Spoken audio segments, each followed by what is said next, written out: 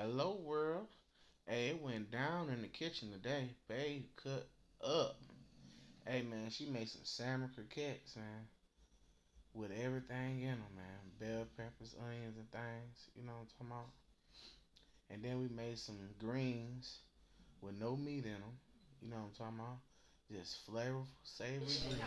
Oh my god, Yeah. this chicken. Oh my god. Then when we got done with that, I poured a Oh, let's whole get that shit back bunch in of the cook. hot sauce on my I am so salmon sorry. croquettes. Cause that's how I like it. You got to have hot sauce on them salmon croquettes. I'm telling you. Actually, I put hot sauce on everything. I put it on the Add greens, some sugar in. the dang croquettes, and the rice. Now